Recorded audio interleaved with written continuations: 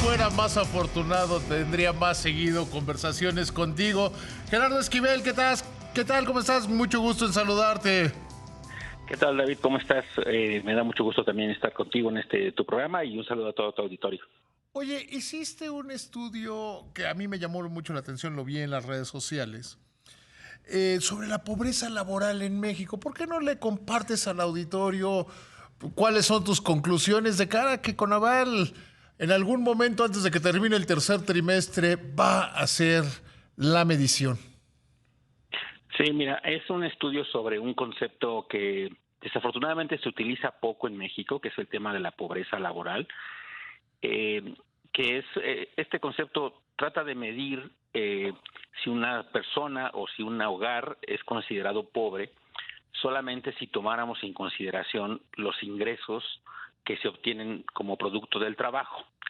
Es decir, en este concepto, a diferencia del concepto de pobreza más amplio que solemos reportar cada 2 años, porque el Coneval lo estima cada 2 años y es una medida más amplia, digamos, más completa.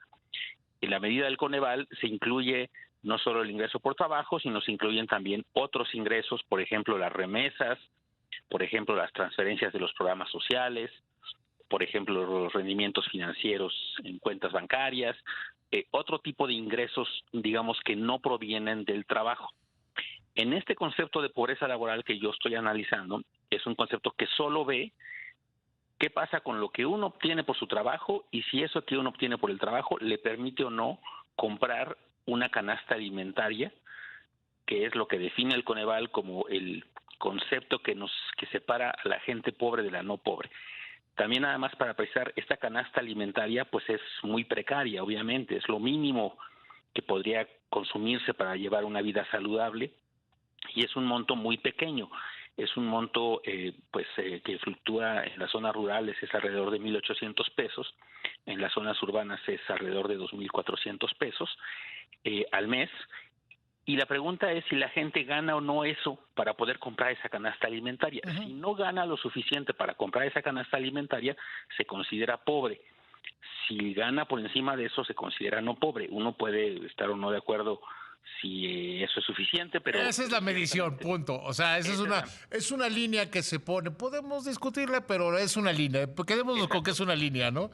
Es un umbral que define el Coneval y que dice, si lo puedes comprar, no eres pobre, si no lo puedes comprar, eres pobre.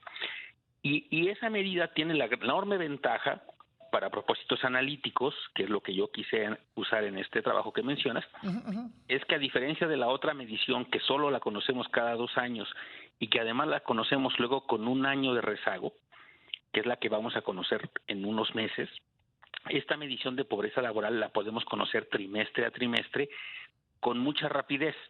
Entonces, ahorita ya, por ejemplo, tenemos datos hasta el cuarto trimestre de 2022, de tal manera que, dado que teníamos esas cifras, me pareció interesante analizar pues ya el desempeño de la pobreza laboral para los primeros 4 años de la administración del presidente López Obrador y compararla con lo que había pasado en otros periodos. Y lo que encontré me pareció, de hecho, suficientemente interesante como para escribir este trabajo, Uh-huh, uh-huh. que es lo siguiente. La pobreza laboral venía muy estancada de la población, venía muy estancada hasta 2015 y incluso con una ligera tendencia al alza. En particular, de 2006 a 2015, es decir, todo el sexenio de Felipe Calderón y la primera mitad del sexenio de Peña Nieto, la pobreza laboral subió en todas sus dimensiones. Y en todas sus dimensiones quiero decir, no importa si la medimos a nivel nacional, solo en las zonas rurales, solo en las zonas urbanas, si un hogar está encabezado por una mujer, si un hogar está encabezado por un hombre, no importa, en todas esas dimensiones la pobreza laboral subió entre 2006 y 2015.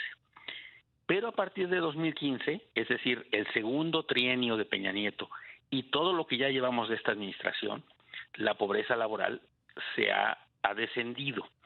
Y eso es muy interesante y digamos, si era un poco inesperado, yo creo, porque si uno ve la discusión pública, lo que todo el mundo menciona es el aumento de la pobreza porque tenemos en la cabeza el resultado de la medición del Coneval de 2020, que como se podrán todos imaginar, pues fue una medición muy negativa, dado que estábamos en medio de la pandemia con mucha gente confinada en sus casas sin poder salir a trabajar, perdió su trabajo, perdieron sus ingresos y entonces la medición de 2020 es muy mala.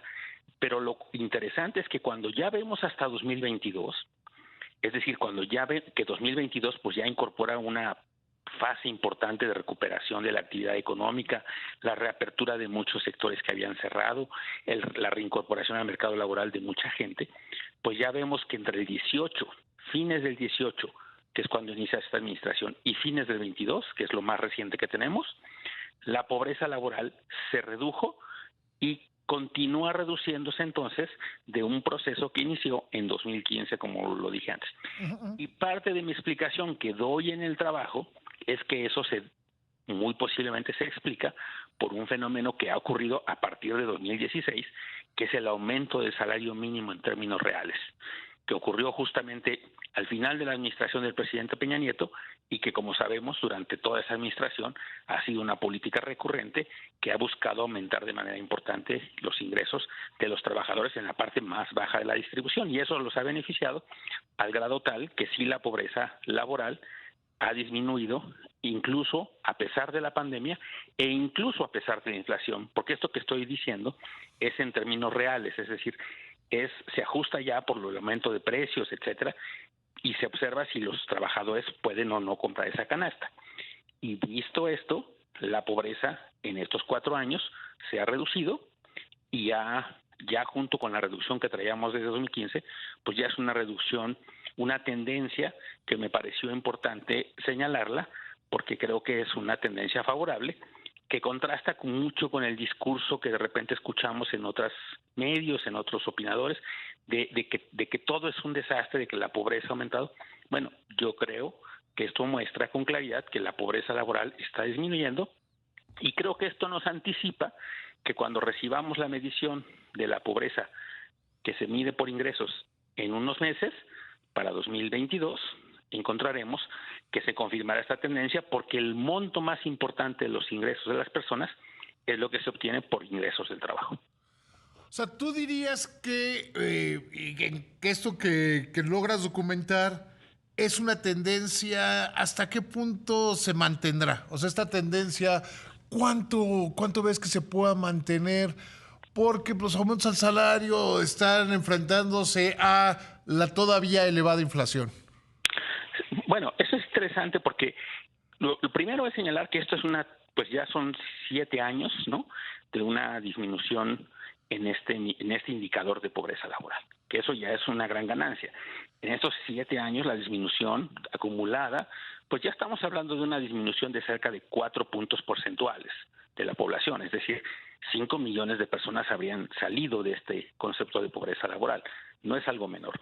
Ahora, es en parte por el aumento del salario mínimo, pero no solo. Eso es importante señalarlo, porque eso querría decir que aunque ya el salario mínimo no suba en las magnitudes que ha estado subiendo estos años, porque sabemos que eso va a ser difícil de sostener, la pregunta es si la estructura y el mercado laboral van a ayudar a que esto continúe.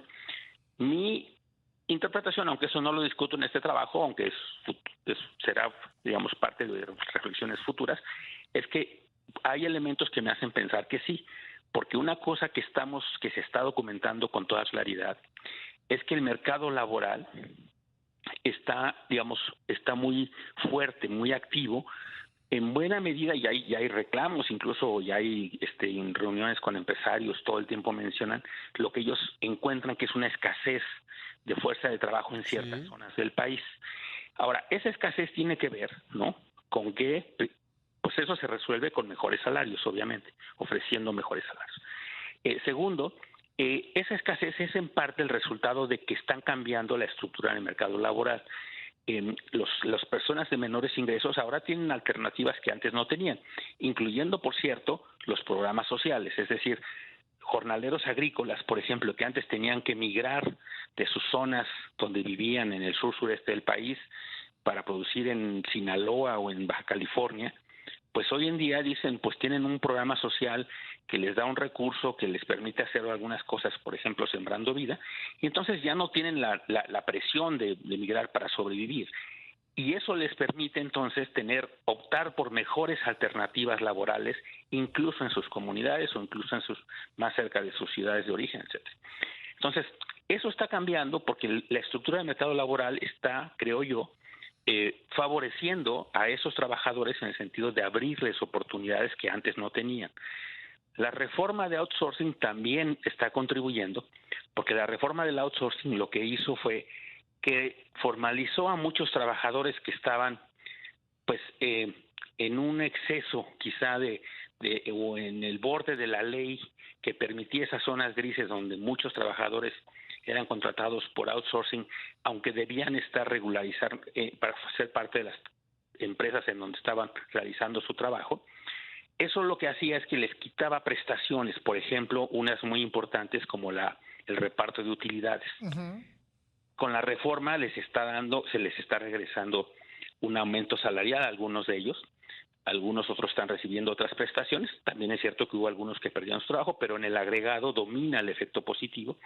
En fin, todas estas cosas creo yo que están permeando en el mercado laboral. Y creo que esas tendencias nos ayudan a explicar por qué podría continuar esta tendencia favorable. Y te doy otro indicador que es, creo, fundamental. Te tengo que mandar a un corte. ¿Me esperas tantito, Gerardo? Por supuesto, por supuesto. Gracias. Platicando con Gerardo Esquivel. Gerardo, me ibas a dar le ibas a compartir un tercer elemento al auditorio cuando tuvimos que irnos a corte. Sí, no te preocupes. El otro elemento que te quería decir es que el mercado laboral está tan fuerte en estos momentos que la tasa de desempleo que reportan las encuestas de ocupación y empleo, que es como el mecanismo que utilizamos para medir la tasa de desocupación, indica que estamos en el menor nivel de la tasa de desempleo en prácticamente lo que va del siglo. Entonces, como te decía, hay una serie de factores que han afectado al mercado laboral que hacen que, digamos, esté en contraste a lo que estuvo en otros años, en otros periodos. Ahora, digamos, las cosas, ya una vez que salimos de la pandemia y estamos en plena recuperación, pues las cosas han cambiado y parecen estar un escenario más favorable para los trabajadores, y eso es lo que me hace ser optimista en cuanto a lo que puede ocurrir hacia adelante. Y te doy un anticipo de algo que seguramente ocurrirá en los próximos días. En esta semana, si no me equivoco, debe salir, o la próxima más tardar, debe salir el reporte del Coneval sobre la situación de la pobreza laboral ya correspondiente al primer trimestre de este año. Uh-huh. Como ese dato del primer trimestre de este año va a traer el aumento ya del salario mínimo de este año, ahí se va a volver a observar una reducción importante en la medición de la pobreza. Entonces, digamos que estos resultados que yo he analizado hasta el último trimestre de 2022, pues se van a ver todavía mejor cuando incorporemos los datos del primer trimestre del 23.